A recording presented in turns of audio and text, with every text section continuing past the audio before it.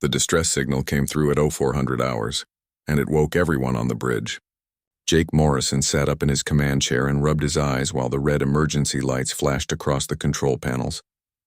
He had been captain of the Liberty's Dream for 3 years now, and in all that time he had never received a distress call from a Carveth outpost. The Carveth did not ask for help. They demanded it. They commanded it. They took what they wanted and crushed anyone who refused. Lisa Grant turned from her pilot station with wide eyes. She was young, maybe 26, with short black hair and quick hands that never stopped moving across the controls. She looked at Jake with an expression that said she could not believe what she was seeing. Behind her, Paul Henderson climbed up from the engineering deck, wiping grease from his hands onto his already dirty jumpsuit. Paul was the kind of engineer who could fix anything with spare parts and determination, and right now he looked just as confused as everyone else. Claire Newman was already at her communication station, her fingers dancing across the keyboard as she tried to clean up the signal. Claire had been with Jake since the beginning, back when the Liberty's Dream was just a cargo hauler making runs between Earth and the outer colonies. She had a gift for languages and signals, and she could pick up transmissions that other people would miss entirely. "Captain, you need to hear this," Claire said, and her voice was tight with something Jake had never heard from her before. It took him a moment to recognize it as fear. She played the recording, and the bridge filled with the harsh, clicking language of the Carveth. Even through the static and the chaos in the background, Jake could understand the panic in the voice. The Carveth never panicked. The translation scrolled across the screen in front of him. Under attack. Unknown hostiles. Garrison falling. They move too fast. They use blades. Primitive weapons. How are we dying? How are they killing us? Send reinforcements. Send anyone. They are in the command center. They are... The transmission cut off with a sound that might have been a scream or might have been static. Jake could not tell which. "Where is this coming from?" Jake asked, though he already knew the answer before Claire spoke. "Talon Prime. Carveth military outpost on the frontier. Population of about 50 Carveth warriors plus support staff," Claire said. She looked at her screen and then back at Jake. "Captain, that outpost has enough firepower to level a small city. Their garrison commanders are trained from birth to fight. What could possibly attack them and win?" Jake did not have an answer. Nobody did. The Carveth had ruled the galaxy for 12,000 years. They stood 9 feet tall with bodies covered in crystalline armor that grew naturally from their skin. Energy weapons bounced off them. Ballistic rounds shattered against their hides. They were stronger than any other species, faster than they had any right to be, and absolutely ruthless in combat. When humanity first made contact with the galactic community 30 years ago, the Carveth had taken one look at humans and laughed. They called humans soft, weak, barely worth the effort of subjugation, but they subjugated humanity anyway, because that was what the Carveth did. They took Earth's resources. They demanded tribute in minerals and technology. They assigned humanity a small sector of space and told them to be grateful for it. Humans complied because the alternative was extinction. The Carveth had destroyed entire civilizations for less than defiance. There were stories whispered in the halls of the Galactic Council of species that refused to bow. Those species no longer existed. The Carveth did not take prisoners. They did not negotiate. They simply erased problems from existence. "Set course for Talon Prime," Jake said finally. "Maximum speed." "Captain, if something took out a Carveth garrison, maybe we should call for backup first," Paul said. He was gripping the railing that separated the engineering station from the rest of the bridge, and his knuckles were white. "We are not exactly a warship. We have got cargo holds and survey equipment. If we run into whatever killed those Carveth, we are going to be in serious trouble." Jake understood the concern. The Liberty's Dream was an exploration vessel, designed for long-range surveys and first contact situations. She had defensive shields and a couple of point defense weapons, but nothing that could stand up to serious combat. If they encountered a hostile force strong enough to wipe out a Carveth garrison, they would last maybe 30 seconds before being blown out of space. But Jake also understood something else. This was important. This was the kind of thing that could change everything. If someone had found a way to kill the Carveth, if someone had actually managed to take down the apex predators of the galaxy, then every species in known space needed to know about it, including humanity. "We will be careful," Jake said. Claire, send a message back to Earth Command. Let them know what we are doing and where we are going. If we do not report back within 48 hours, they should assume the worst. Claire nodded and began composing the message. Lisa was already plotting the course, her fingers moving with practiced efficiency across the navigation controls. The Liberty's Dream hummed as her engines powered up, and then they were moving, accelerating away from their survey route and toward the frontier. The journey took 16 hours, and nobody slept. They spent the time going over everything they knew about Talon Prime, which was not much. It was a frontier outpost, one of dozens that the Carveth maintained along the edges of known space. Its purpose was simple: watch for threats from beyond the galactic community and respond with overwhelming force if necessary. The garrison was small by Carveth standards, only 50 warriors, but that was still more than enough to handle most problems. 50 Carveth could conquer a planet if they needed to. When they finally dropped out of faster-than-light travel, the first thing Jake saw was the planet itself. Talon Prime was a rocky world, mostly desert with a few scattered oceans and minimal atmosphere. The Carveth outpost was located on the largest continent, built into the side of a mountain range for defensive purposes, or at least it had been. Now it was a smoking ruin. "Oh my God," Lisa whispered. She had pulled up the visual feed on the main screen, and everyone on the bridge could see the devastation. The outpost walls had been breached in multiple places. Fires burned in what looked like the main barracks. The command tower, which should have been the most heavily defended structure in the complex, had collapsed entirely. Debris was scattered across the landing pad, and there were bodies. Even from orbit, Jake could see the bodies. "Life signs?" Jake asked, though he already knew the answer. Claire ran the scan twice before responding. Nothing. No Carveth signatures. No power readings from the base. "Whatever happened here, it is over. Take us down. Landing pad if it is clear, otherwise find us a spot nearby," Jake ordered. He stood up from his command chair and headed for the equipment locker. "Paul, Lisa, you are with me. Claire, you stay here and monitor communications. If anything moves out there, I want to know about it immediately." The descent was smooth despite the debris field. Lisa guided the Liberty's Dream through the wreckage with the skill of someone who had been flying since she was 16, setting them down on the least damaged section of the landing pad. The landing gear crunched on broken crystal and twisted metal. Jake pulled on an environment suit and checked his sidearm. It was a standard-issue plasma pistol, effective against most threats. Against a Carveth warrior, it would be about as useful as throwing rocks, but it made him feel better to have it. They stepped out of the airlock and onto the surface of Talon Prime. The air was thin but breathable, and the temperature was dropping fast as the sun set behind the mountains. Jake led the way toward the nearest breach in the outpost wall, with Paul and Lisa following close behind. Up close, the damage was even worse than it had looked from orbit. The walls, which were made of reinforced crystal composite strong enough to withstand orbital bombardment, had been torn apart, not blown apart. Torn, as if something with incredible strength had simply ripped through them with bare hands. Inside the outpost, they found the bodies. Carveth warriors lay scattered across the courtyard, their crystalline armor cracked and shattered. Some of them had been killed with what looked like blade wounds, deep cuts that had somehow pierced their natural defenses. Others showed signs of massive trauma, as if they had been beaten to death with incredible force. Jake had seen combat before, had witnessed the aftermath of battles, but this was different. This was a massacre. "Captain, over here," Paul called. He was standing near the entrance to the command center, looking down at something on the ground. Jake walked over and saw what had caught Paul's attention. It was a weapon, or at least part of one, a simple combat knife, the kind that human soldiers had been using for centuries. The blade was covered in a substance that Jake recognized as Carveth blood, which was purple and thick like oil. "That is a human knife," Lisa said quietly. She had come up behind them and was staring at the weapon with an expression Jake could not quite read. "That is standard issue for Earth military. I carried one just like it when I was in the service." Jake picked up the knife carefully, turning it over in his hands. There was no doubt about it. This was and made, human-designed and recently used. But that was impossible. There were no human military forces anywhere near Talon Prime. Earth barely had a military at all anymore, just a small defense force that existed mainly to patrol the home system and protect against pirates. The Carveth had made sure of that when they subjugated humanity. No species under Carveth control was allowed to maintain a serious military force. "Check the command center," Jake said.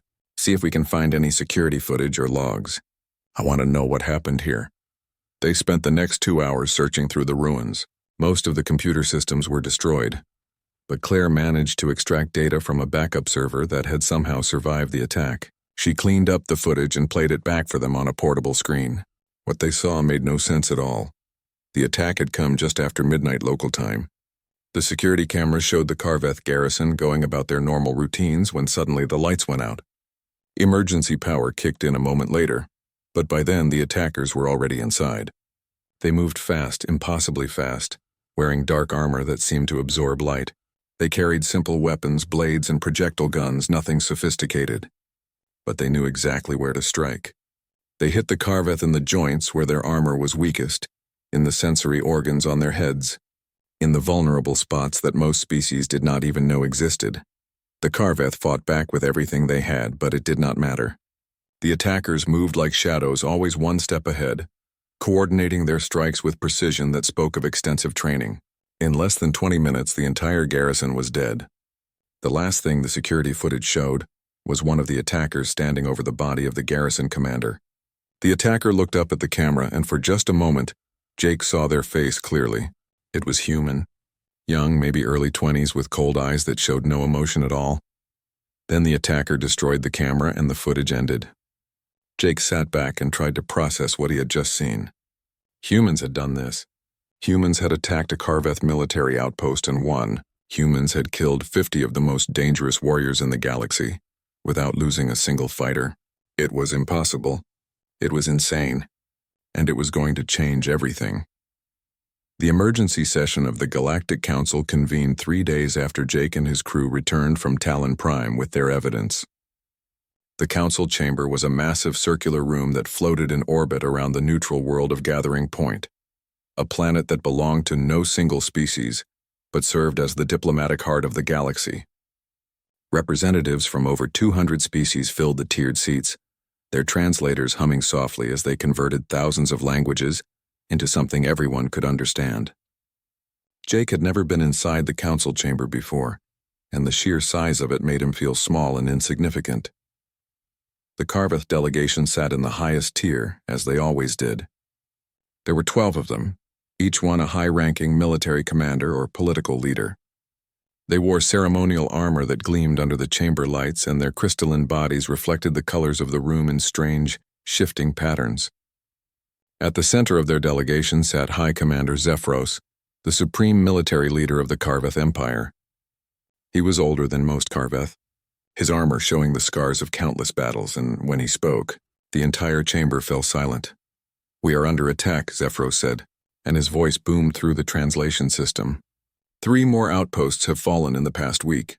Each time, the attackers strike without warning and disappear before reinforcements can arrive. Each time, every Carveth warrior is slaughtered. We demand that the Council authorize a full military response to this threat. The chamber erupted in nervous chatter.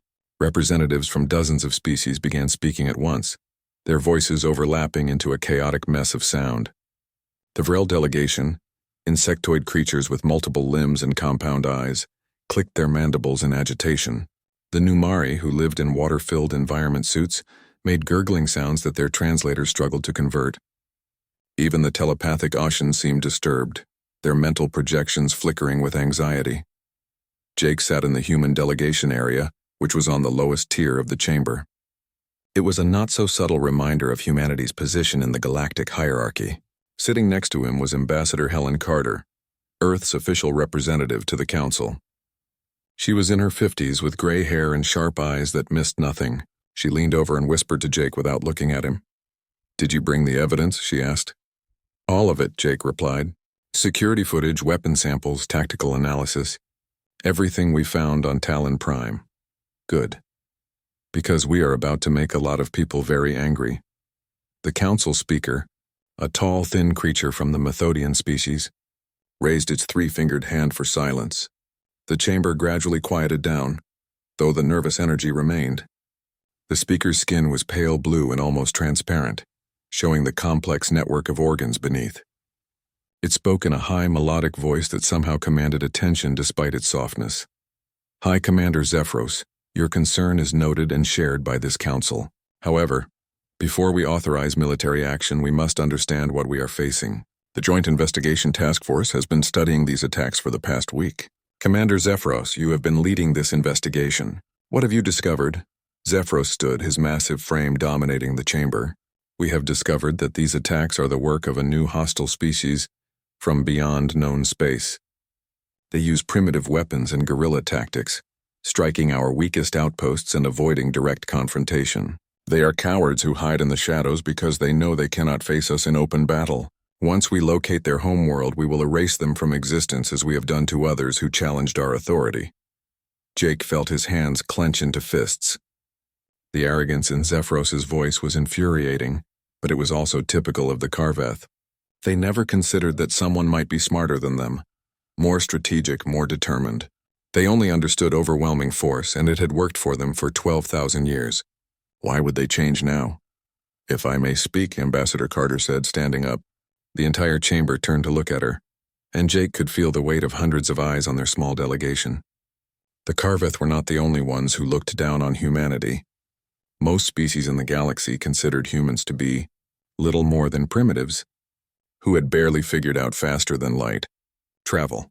The human delegation recognizes Ambassador Carter, the speaker, said. Carter walked down to the central floor of the chamber, where a holographic display system waited. She plugged in the data module that Jake had prepared and brought up the security footage from Talon Prime. The images played across the massive screens that ringed the chamber, showing the attack in brutal detail. Jake watched the other representatives as they saw what he had seen. The shock, the disbelief, the growing horror as they realized what they were watching. "This footage was recovered from the Talon Prime outpost," Carter said. Her voice was calm and professional, but Jake could hear the tension underneath. "As you can see, the attackers moved with precision and coordination. They knew exactly where to strike and how to kill Karveth warriors efficiently.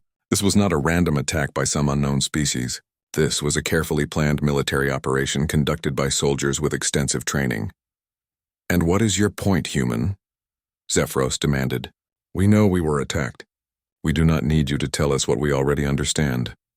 "My point, High Commander, is that these attackers are not from beyond known space," Carter said. She zoomed in on one of the images, showing the face of the attacker who had looked directly at the camera. "These attackers are human." The chamber exploded. Representatives from every species began shouting at once, some in anger, some in disbelief, some in what sounded like approval. The Karveth delegation was on their feet, their armor glowing with rage. Zephyros's voice cut through the chaos like a blade. "You dare accuse your own species of this crime. You dare stand before this council and admit that humans have declared war on the Karveth Empire." "I am not admitting anything," Carter replied. "I am presenting evidence. What you do with that evidence is up to this council." Jake watched as the chamber descended into chaos. He had known this would happen, but seeing it was something else entirely. The other species were terrified. If humans could kill Karveth, what did that mean for the rest of them? If humanity was capable of this kind of military action, what else were they hiding? The questions came fast and angry, and Carter answered them all with the same calm professionalism. The investigation task force was expanded to include more species, and Jake found himself assigned as the human military representative. He did not want the job, but he did not have a choice. Over the next 2 weeks, the task force traveled to each of the attacked outposts, gathering evidence and trying to piece together a pattern. Every site told the same story. Human weapons, Human tactics, human efficiency, and always, one survivor left alive to report what had happened. Paul Henderson worked day and night analyzing the attack patterns.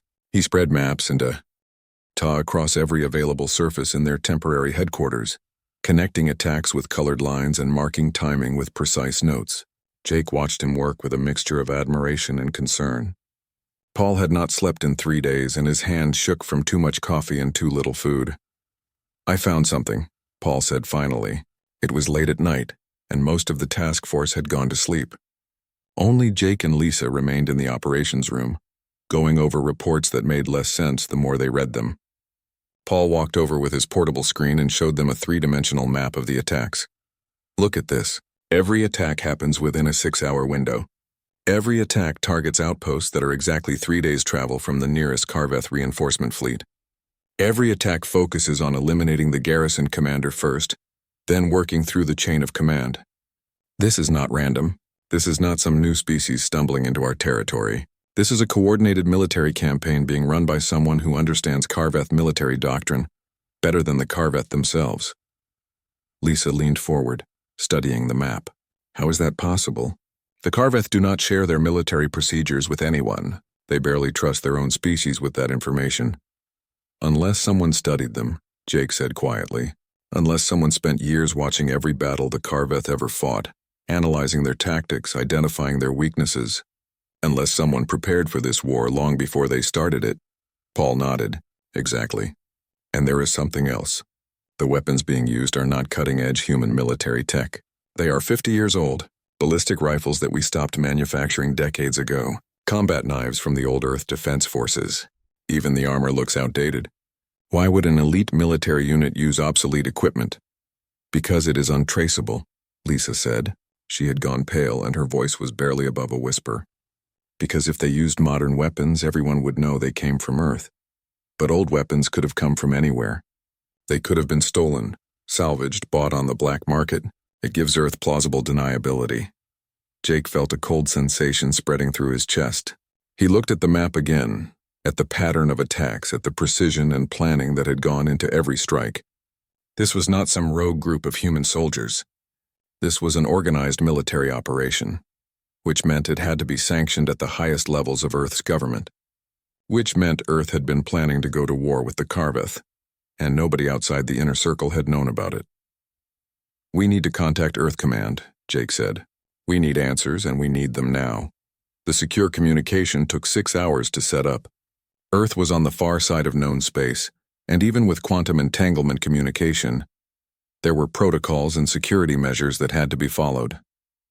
When Admiral Kevin Ross finally appeared on the screen, Jake felt his suspicions confirmed. Ross was the head of Earth's deep space operations, a position that theoretically involved coordinating exploration missions and managing colony logistics. But Jake had met Ross before, and he knew the man was much more than a bureaucrat. Captain Morrison, Ross said. His face was neutral, showing nothing. I understand you have questions about recent events. Recent events, Jake repeated. You mean the systematic slaughter of Karveth military outposts by what appears to be human special forces? Yes, Admiral, I have questions, starting with what the hell is going on. Ross was silent for a long moment. Behind him, Jake could see what looked like a military command center with screens showing tactical data and personnel moving with purpose. When Ross finally spoke, his voice was quiet but firm. What I am about to tell you is classified at the highest level. It does not leave this room, and it does not get shared with the task force. Is that understood? Jake glanced at Paul and Lisa. They both nodded. Understood. 5 years ago, Earth's government made a decision. We were tired of being subjugated. Tired of watching the Karveth take our resources while treating us like animals. Tired of bowing to creatures who saw us as nothing more than convenient slaves.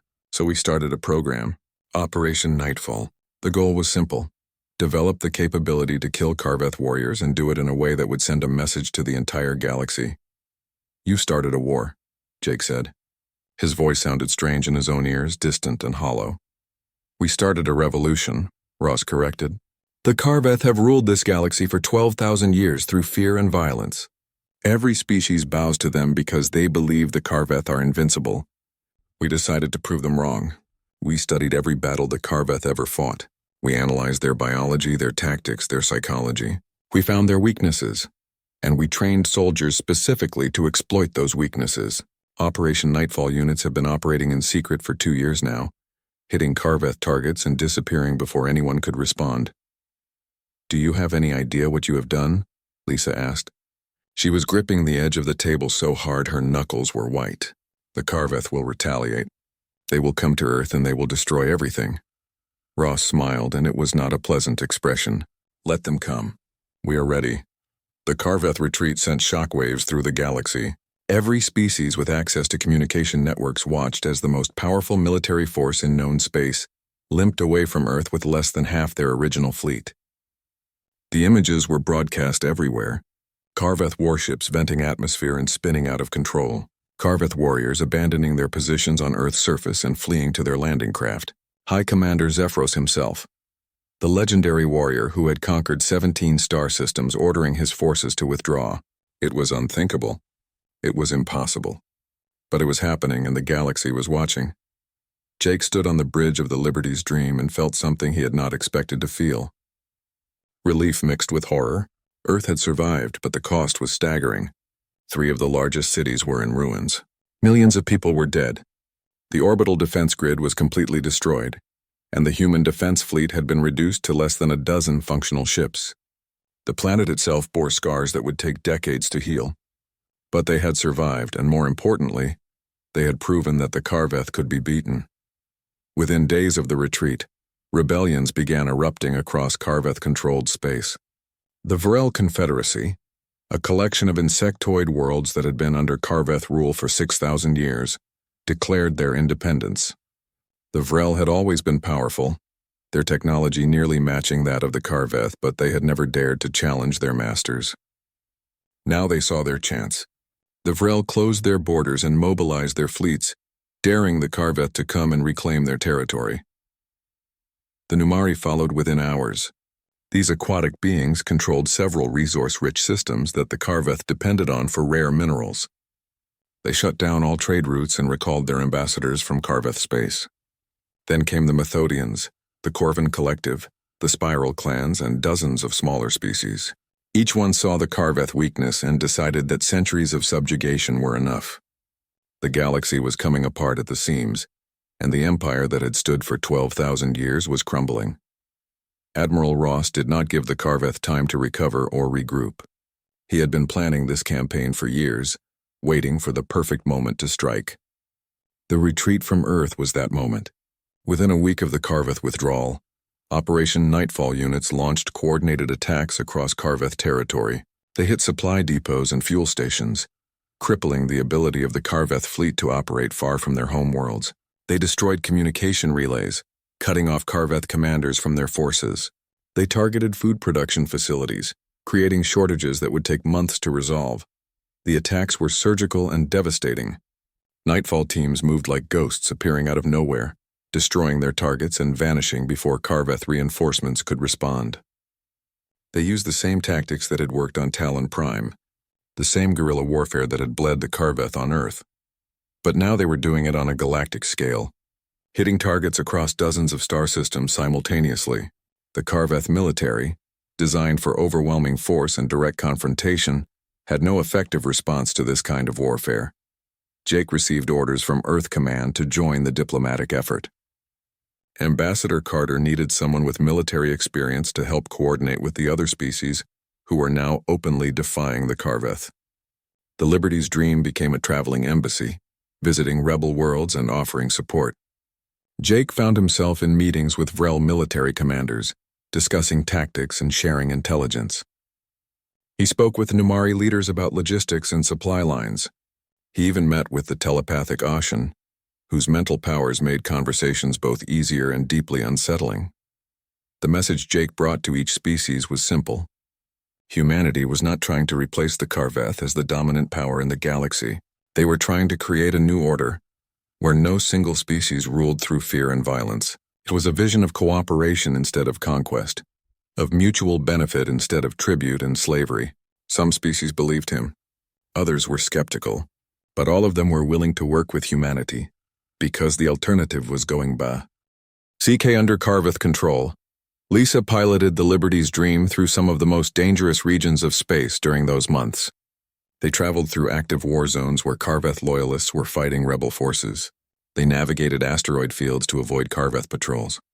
They made desperate runs through enemy territory to deliver supplies to besieged colonies.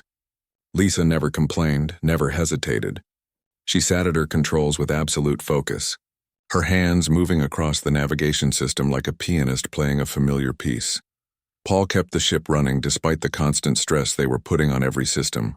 The Liberty's Dream was not designed for combat operations or extended missions without proper maintenance. But Paul worked miracles in the engine room, patching damaged systems with spare parts and ingenuity. He slept maybe 4 hours a night and survived on coffee and determination. Jake worried about him, but every time he suggested taking a break, Paul just shook his head and went back to work. Claire became their lifeline to the outside galaxy. She monitored hundreds of communication channels simultaneously, filtering through the chaos of war to find useful intelligence. She intercepted Carveth military transmissions and decoded their encryption. She coordinated with Nightfall units operating in the field, passing along targeting information and tactical updates. Her station on the bridge became buried under data screens and processing equipment. But she never seemed overwhelmed by the volume of information flowing through her systems. 6 months after the retreat from Earth, Jake received an invitation to attend a special council session. This was not the old Galactic Council, which had effectively collapsed when the Carveth Empire began falling apart. This was something new. Representatives from 50 species were gathering on the neutral world of Haven's End to discuss the future of the galaxy. The Carveth were not invited. Jake walked into the council chamber on Haven's End and saw something he had never thought possible. The different species were talking to each other as equals. There were no tiers in this chamber, no hierarchy based on military power. The Vril sat next to the Numari, who sat next to humans, who sat next to the Ashen. They were arguing and debating and sometimes shouting at each other, but they were doing it as partners rather than masters and subjects. Ambassador Carter stood and addressed the assembled representatives. "We are here because the old order has failed. The Carveth ruled through fear, and fear is not a stable foundation for civilization. We have all paid the price for their dominance. Now we have a chance to build something better. A galaxy where disputes are settled through negotiation rather than violence, where trade benefits all parties instead of enriching a single empire, where species are judged by their contributions rather than their military strength." Not everyone agreed with her vision. The Corvin representative argued that someone needed to maintain order, and without the Carveth, chaos would reign. The Spiral clans wanted revenge, pushing for a coordinated assault on the Carveth homeworlds to finish what humanity had started. The Ashen suggested a telepathic network to prevent future conflicts, which made most species deeply uncomfortable. But they talked. They negotiated. They compromised. It was messy and frustrating and slow, but it was progress. While the diplomats worked on building a new galactic order, Admiral Ross and his Nightfall forces continued their campaign against the Carveth. They pushed deeper into Carveth space, hitting targets that had been considered untouchable just months earlier. They destroyed the primary shipyards where the Carveth built their massive warships. They raided the military academies where young Carveth were trained for war. They struck at the very heart of Carveth power, and with each successful mission, the myth of Carveth invincibility died a little more. The Carveth fought back where they could. They still had powerful fleets and millions of warriors. They recaptured some rebel worlds and punished the populations brutally to set an example. They hunted Nightfall teams and killed them when they could catch them. But for every human soldier they killed, 3 more appeared to take their place. For every rebel world they recaptured, 2 more declared independence. The Carveth were losing and everyone knew it. High Commander Zephyros became increasingly desperate. He ordered attacks on civilian targets, hoping to break the will of the rebel species. He authorized the use of weapons that had been banned by Galactic Convention for thousands of years. He even suggested deploying biological weapons that would sterilize entire planets. But his own subordinates began to question his orders. Some Carveth commanders refused to follow him. A few even defected to the rebel forces, bringing their ships and crews with them. Jake learned about these defections through Claire's intelligence network. She showed him intercepted communications from Carveth officers who were tired of fighting a losing war. They spoke about honor and duty, but underneath those words was fear. Not fear of death, which the Carveth had never minded, but fear of becoming irrelevant. Fear that their empire was ending, and they would become just another species among many. For warriors who had defined themselves as the apex predators of the galaxy, that was a fate worse than death. The turning point came 8 months after the retreat from Earth. Paul had been working on a project in secret, something he had barely mentioned even to Jake. He had been studying captured Carveth technology and biology, looking for weaknesses that could be exploited. What he found was both brilliant and horrifying. The Carveth crystalline armor, which made them nearly invulnerable to conventional weapons, was controlled by specialized neural pathways. If those pathways could be disrupted, the armor would stop functioning and the Carveth would be as vulnerable as any other species. Paul developed a virus, a tiny piece of nanotechnology designed to target those specific neural pathways. It could be dispersed in atmosphere or water. It was invisible and undetectable until it was too late. Once deployed, it would spread through a Karveth population in days and render their warriors helpless within hours. It was a weapon that could end the war immediately, but using it meant crossing a line that could never be uncrossed. Admiral Ross called an emergency meeting of Earth's military leadership to discuss the weapon. Jake attended via secure communication link from Haven's End. The debate lasted for hours. Some argued that the weapon was a war crime, that using it would make humanity no better than the Karveth. Others said that war had no room for moral boundaries, that the only thing that mattered was survival. Ross listened to all the arguments and then made his decision. They would deploy the weapon, but only on military targets. They would give the Karveth one chance to surrender before using it. After that, all options were on the table. The message went out across every communication channel in the galaxy. Humanity offered the Karveth peace terms, complete withdrawal from all occupied territories, reparations to species they had conquered, permanent restrictions on their military capabilities. In exchange, Earth would not deploy the weapon, and the Karveth civilization would be allowed to continue. The Karveth had 72 hours to respond. High Commander Zephyros sent his response exactly at the deadline. It was a single word repeated in every Karveth dialect: defiance. He would rather see his species extinct than bow to beings he considered inferior. It was exactly the response that Jake had expected, and exactly the response that sealed the Karveth's fate. The weapon was deployed at dawn across 17 Karveth military worlds simultaneously. Nightfall teams had spent weeks infiltrating these systems, positioning atmospheric dispersal units in orbit around each planet. The nanomachines were released in clouds so fine they were invisible to the naked eye. They drifted down through the atmosphere like morning mist, spreading across continents and seeping into the air that the Karveth breathed. Within 6 hours, the first warriors began collapsing.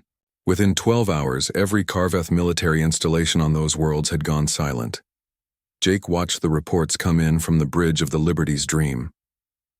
He felt no satisfaction, no sense of victory. What he felt was hollow. Paul's weapon had worked exactly as designed, shutting down the neural pathways that controlled Karveth motor functions. The warriors were still alive but completely paralyzed, trapped inside bodies that no longer responded to their commands.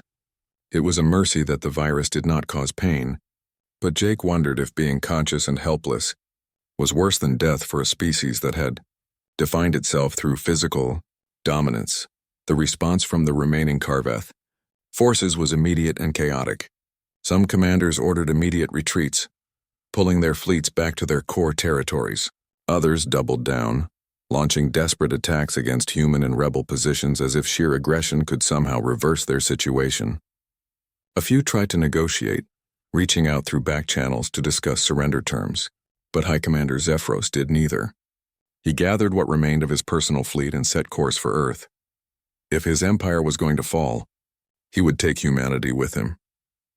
Admiral Ross detected the fleet movement within hours and immediately mobilized Earth's defenses. But this time was different. This time Earth was not alone. The Vrel sent 3 battle groups to reinforce the human fleet. The Numaripir coveted advanced shield technology that had been kept secret for centuries. Even the Ashen contributed, using their telepathic abilities to coordinate fleet movements with a precision that normal communication could never achieve. When Zephyros arrived at Earth, he did not find a vulnerable world protected by a handful of desperate ships. He found an armada representing 50 different species all united against him. The battle lasted less than 3 hours. Zephyros's fleet, already weakened from months of continuous warfare, was overwhelmed by the sheer number of ships arrayed against them. The Karveth fought with the desperation of warriors who knew they were facing their end, but desperation was not enough. One by one, their ships were disabled or destroyed. Zephyros's flagship, already damaged from the first battle for Earth, took concentrated fire from a dozen different directions. Its shields failed. Its armor cracked. Its engines exploded in a cascade of secondary detonations. Jake watched through the tactical display as escape pods ejected from the dying flagship. Most of them were intercepted and captured by Vrel ships that had been positioned specifically for that purpose. But one pod did not try to escape. It descended toward Earth's atmosphere, burning through the orbital defenses that tried to intercept it. The pod crashed in what used to be the city of Denver, in the ruins that still bore scars from the first Karveth invasion. When human soldiers arrived at the crash site, they found Zephyros alive, standing among the wreckage of his pod, waiting for them. They brought him to a military facility deep underground, the same complex where Admiral Ross had been coordinating the war effort. Jake was there when they led Zephyros into the command center, flanked by guards carrying weapons specifically designed to penetrate Karveth armor. The High Commander stood at his full 9 feet of height, his crystalline body reflecting the harsh lights of the facility. Even defeated, even captured, he still carried himself with the bearing of someone who had never known defeat before humanity taught him what it felt like. Ross stood and faced the Karveth commander. For a long moment neither spoke, two military leaders from vastly different species, studying each other across a space that represented more than just physical distance. Finally, Ross broke the silence. "It is over, Commander. Your fleet is destroyed. Your military worlds are paralyzed. Your empire is collapsing. I am offering you one final chance to end this without further bloodshed. Surrender completely. Accept the peace terms. Let your species survive even if your empire does not." Zephyros's eyes, which were multifaceted like crystal prisms, fixed on Ross with an intensity that made everyone in the room uncomfortable. When he spoke, his voice was filled with something Jake had never heard from a Karveth before. Not rage or defiance, but genuine confusion. "How did you do this? We studied your species when you first entered the galactic community. You had no advanced technology, no powerful weapons, no unified military. You were divided, fighting among yourselves over resources and territory. You should have been easy to control. We have subjugated hundreds of species stronger than you. How did you defeat us?" Ross smiled, but it was a sad smile. "You are right that we were divided. You are right that we were weak. But you made one critical mistake, Commander. You assumed that because we were not like you, we could never become dangerous. You never considered that our weaknesses could become strengths. Our lack of natural armor made us develop better technology. Our physical vulnerability made us smarter about tactics. Our history of conflict taught us every dirty trick of warfare that you never needed to learn. And most importantly, you never understood that humans do not fight for glory or dominance. We fight for survival. And there is nothing more dangerous than a species fighting for its very existence." Zephyros was silent for a long time. Then slowly, he lowered his head in a gesture that every species in the galaxy recognized as submission. "I surrender. On behalf of what remains of the Karveth Empire, I accept your terms. We will withdraw from all occupied territories. We will pay reparations. We will reduce our military to defensive forces only. I ask only that you spare my people. We were warriors. We were conquerors. But perhaps we can learn to be something else."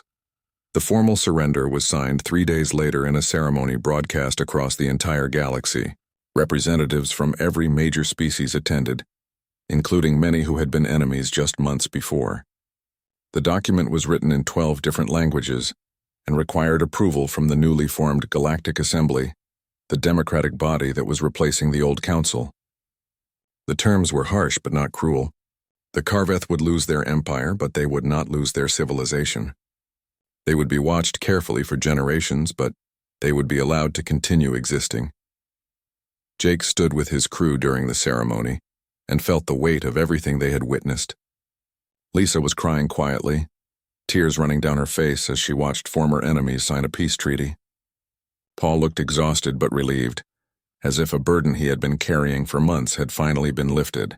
Claire was already thinking ahead, monitoring communication channels for any signs of trouble or resistance. They had all changed during this war. They had seen things they could never forget and done things they would always question. But they had survived, and so had Earth. The months that followed were chaotic but hopeful. The Karveth military was systematically dismantled under supervision from the Galactic Assembly. Their weapons were destroyed or redistributed. Their warships were converted to civilian use or scrapped entirely. Karveth warriors, those who could accept the change, were retrained for peaceful occupations. Some became explorers or scientists. Others worked in construction, using their strength to rebuild the worlds they had once helped conquer. Many struggled with the transition. Their entire culture had been built around military dominance, and without that identity they felt lost. The rebel species began the long process of recovering from centuries of subjugation. The Vrel established trade agreements with dozens of worlds, sharing technology they had been forced to keep hidden. The Numari opened their resource-rich systems to fair trade rather than forced tribute. The Ashen worked as mediators, using their telepathic abilities to help resolve disputes before they escalated into violence. Humanity took its place as one voice among many in the new galactic order, neither ruler nor subject but partner. Earth itself healed slowly. The cities that had been destroyed were rebuilt, though the new buildings incorporated memorials to those who had died defending them. The orbital defense grid was reconstructed with help from other species, becoming a symbol of cooperation rather than isolation. The colonies that had been scattered across human space began trading openly with alien worlds, creating economic connections that made future conflicts less likely. Admiral Ross retired from military service and became an ambassador, spending his final years helping to establish the frameworks that would govern the new galaxy. Jake was promoted to admiral and given command of Earth's exploration fleet. It was a smaller force than before the war, but it was better equipped and supported by allies across the galaxy. The Liberty's Dream received a complete overhaul, transforming from a worn-out survey vessel into a state-of-the-art exploration ship. Lisa remained as his pilot, still the best in the fleet at navigating impossible situations. Paul became the chief engineer, overseeing not just the Liberty's Dream but the entire human exploration program. Claire moved to diplomatic service, using her gift for communication to build bridges between species that had never spoken before. 5 years after the end of the war, Jake stood on a newly established space station orbiting Haven's End. The station served as the headquarters for the Galactic Assembly, a physical symbol of the new order. He was there for the dedication ceremony, watching as representatives from 100 species gathered to celebrate what they had built together. Among those representatives were several Karveth, younger ones who had never known the Empire at its height. They spoke about cooperation and peace, about learning from the mistakes of their ancestors. Jake wanted to believe them, but he also remembered the bodies at Talon Prime and the ruins of Denver. Trust would take generations to rebuild if it could be rebuilt at all. That evening, Jake found himself at an observation window, looking out at the stars. Claire joined him, carrying 2 glasses of something that passed for alcohol among humans. They stood in silence for a while, just watching the light from distant suns paint patterns across the viewport. "Do you think we did the right thing?" Claire asked. It was the same question she had asked before, back when this all started. But the weight behind it was different now. Now they knew the full cost of their choices. Jake considered his response carefully. "I think we did what we had to do." The Karveth would never have stopped on their own. They would have kept conquering and subjugating until there was nothing left to conquer. We showed them that even apex predators can be prey. We proved that strength alone is not enough to rule a galaxy. Was it right? I do not know. But it was necessary. Claire nodded and took a sip from her glass. The galaxy is different now. Better in some ways, more complicated in others. At least species have a choice now. At least we are not all living under the rule of creatures who say,